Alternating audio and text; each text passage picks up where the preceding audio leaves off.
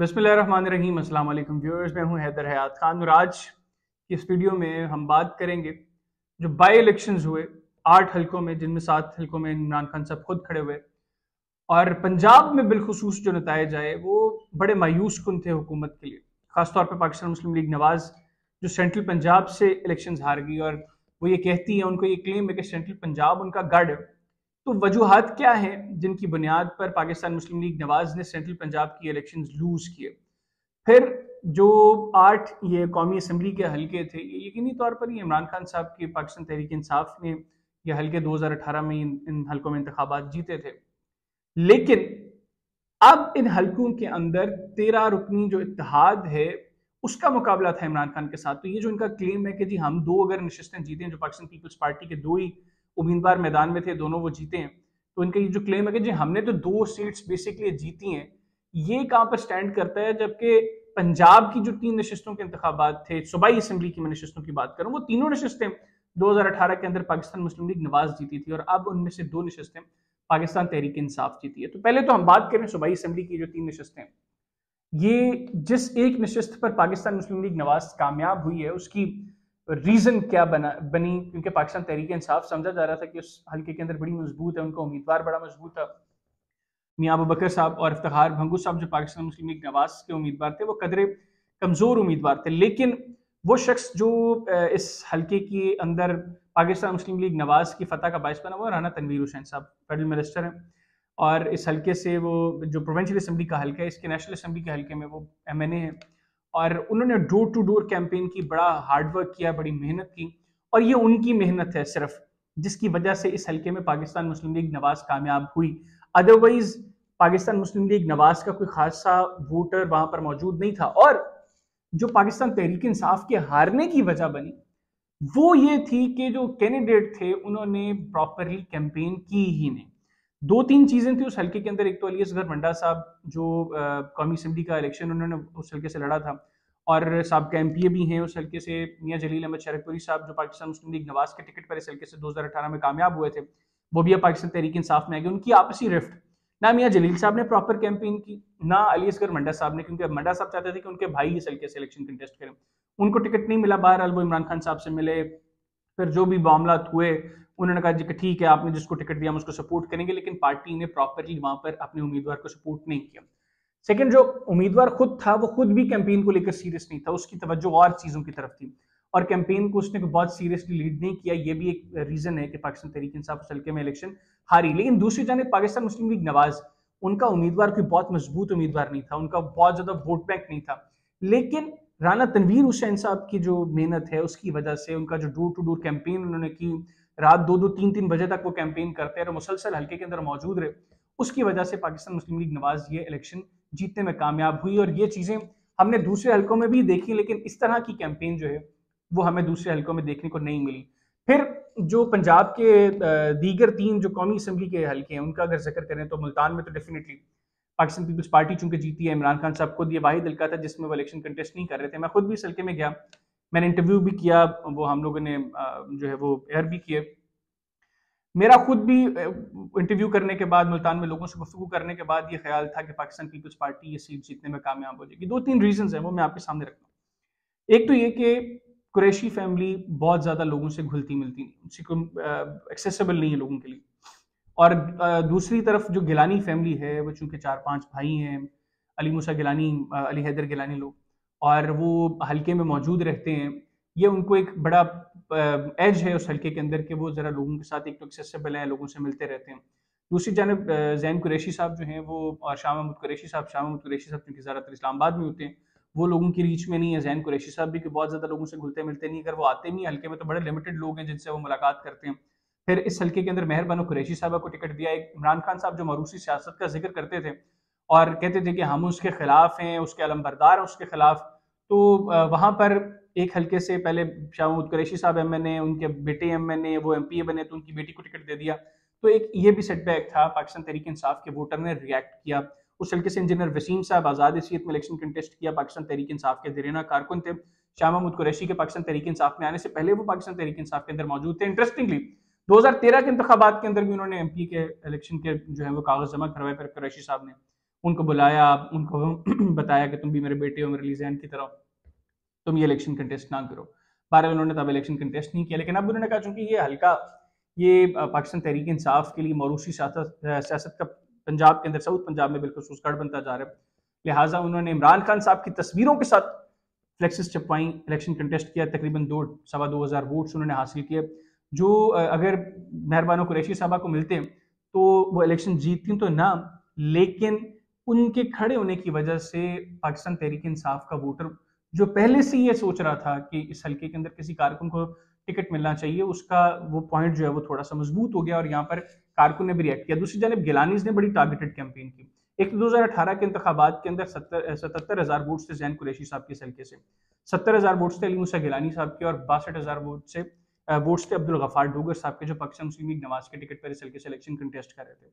अब चूंकि अली मूसा गिलानी साहब पीडीएम के मुश्तरका उम्मीदवार थे, इनको पीपल्स पार्टी का वोट भी मिला, इनको मुस्लिम लीग नवाज का वोट भी मिला, इनको पीडीएम की दीगर जमातों का भी वोट मिला, लेकिन चूंकि इन्होंने खुद भी बड़ी टारगेटेड कैंपेन की, हल्के के अंदर मौजूद रहे, एक्सेसिबल थे, लोगों से मिलना मिलाना था इनकी फैमिली का, ये भी एक रीज़न बनी। और गिलानी से मैंने खुद भी महसूस किया कि लोग मुल्तान की मोहब्बत करते हैं, तो उसकी क्या रीजन है मैं नहीं जानता, लेकिन ये मैंने महसूस किया कि इवन पाकिस्तान तहरीक इंसाफ का वोटर, उसकी भी बहुत एसोसिएशन नहीं थी शाह महमूद कुरैशी साहब के साथ, लेकिन वो ये बात करता था कि अगर गिलानीज आजाद हैसियत में इलेक्शन कंटेस्ट करेंगे तो पीटीआई के वोटर्स का ये कहना था कि हम उनको वोट दे देंगे, हम कुरैशीज को वोट देने से अवॉइड करेंगे।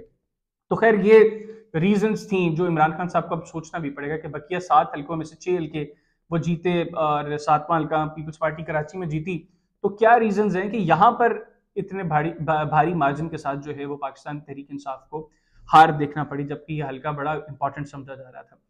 अब बात करें फैसलाबाद की, तो फैसलाबाद के अंदर एक तो पाकिस्तान मुस्लिम लीग नवाज ने कहीं पर भी कैंपेन को सीरियसली लिया ही नहीं, इन्होंने इलेक्शंस को सीरियसली लिया ही नहीं।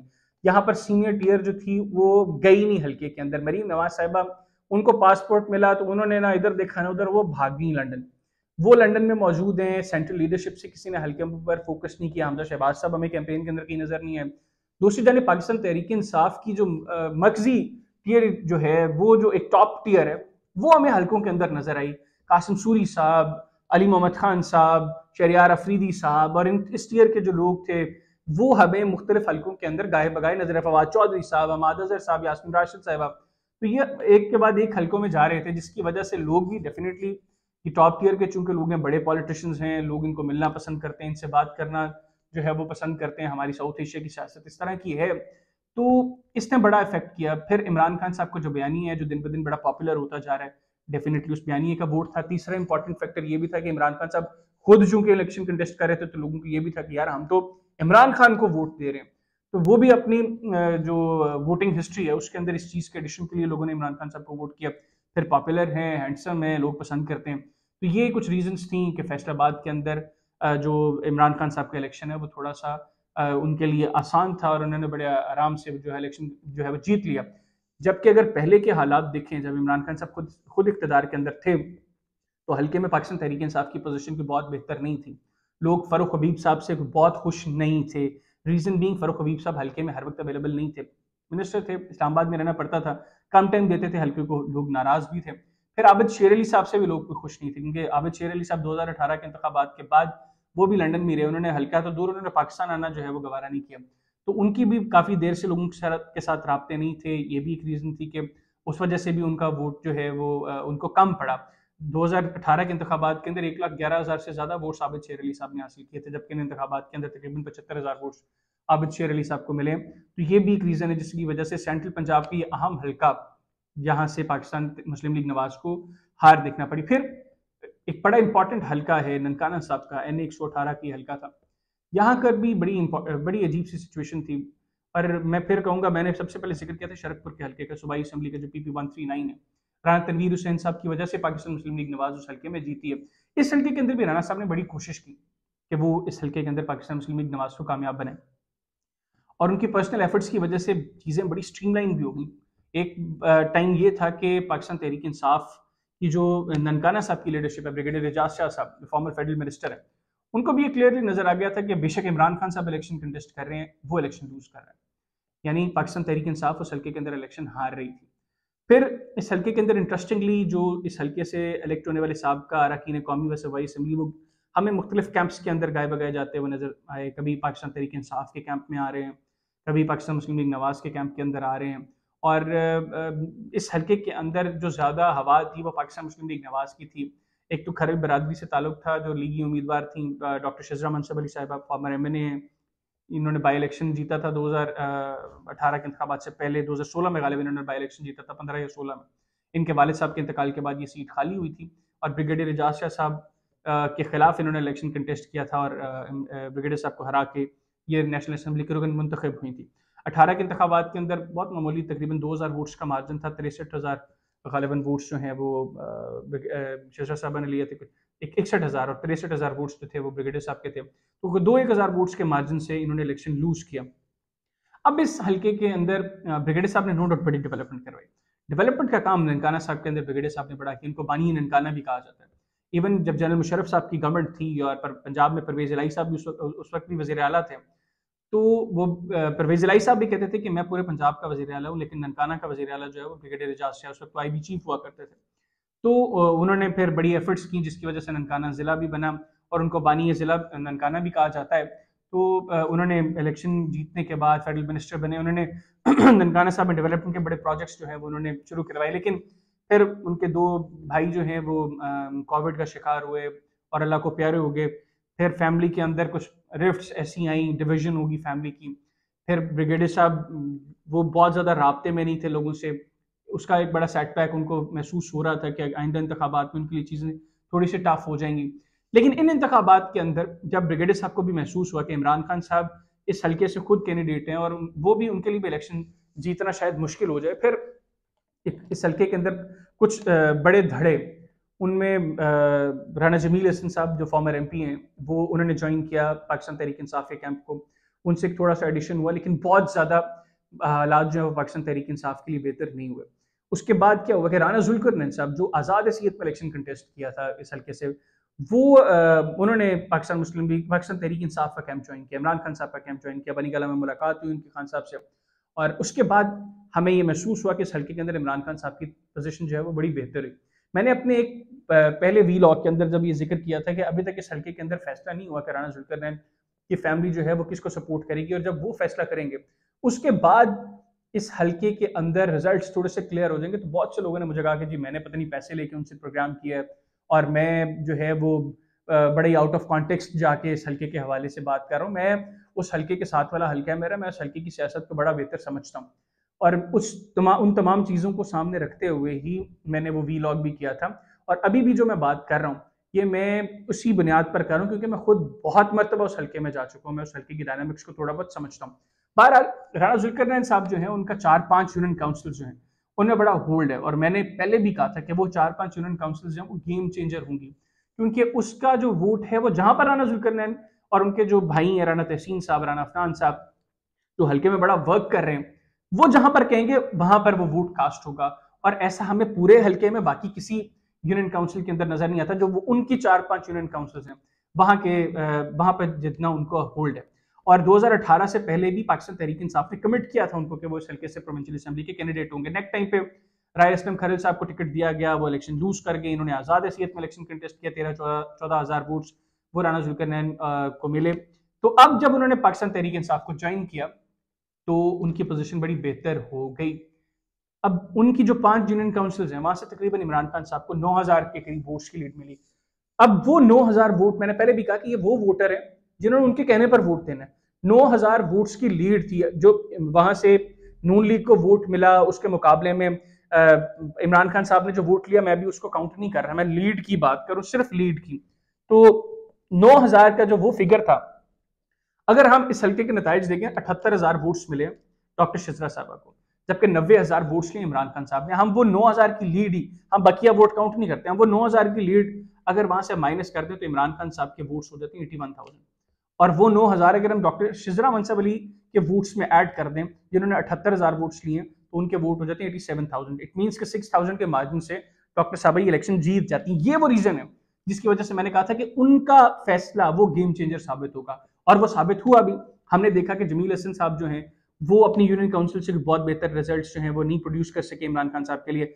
राय असलम साहब, बावजूद इसके कि वो टिकट होल्डर थे 2018 में पीटीआई के, फॉर्मर एमपी रह चुके हैं पाकिस्तान पीपल्स पार्टी के, वो बहुत अच्छा रिजल्ट अपने इलाके से प्रोड्यूस नहीं कर सके इमरान खान साहब के लिए, बावजूद इसके कि इमरान खान उस हल्के से उम्मीदवार थे।